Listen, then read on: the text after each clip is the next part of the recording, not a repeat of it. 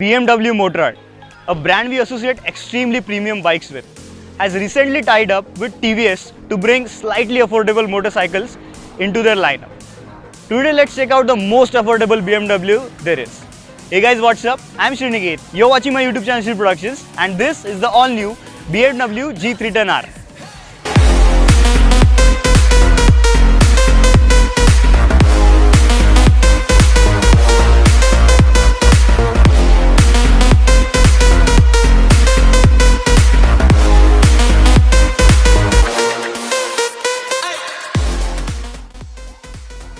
So the baby BMW comes equipped with a reverse inclined 312cc DOHC liquid fuel fuel injected motor, which produces around 34 PS and 28 Nm of torque. Reverse inclined architecture means that it is completely unique to any other bike in the market. It has the exhaust porting behind the block and the fuel injection as well as the intake porting in front of the block.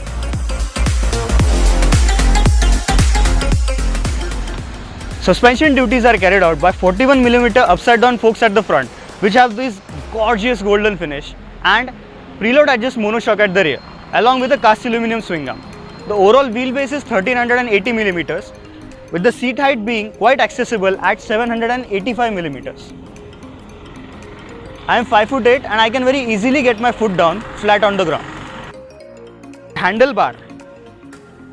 It's slightly forward set for a slightly aggressive seating position, and the foot pegs as well are slightly rear set compared to the competition. In all, the seating position is sporty but not very committed.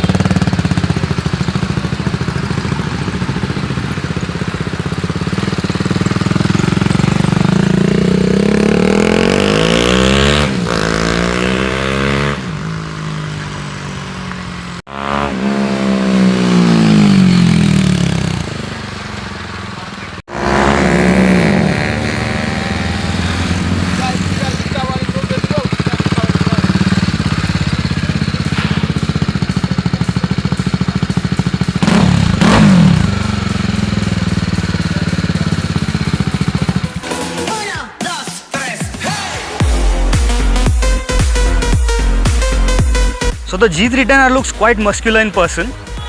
The first thing you'll notice while looking at this bike from the front are definitely those gorgeous golden finished upside down forks, and of course the second thing is a massive BMW logo sitting very proudly on the tank. Talking about the tank, it's an 11-liter fuel tank. It is nicely sculpted. The nearises are slightly tall though, and it gets plastic finish on the center portion.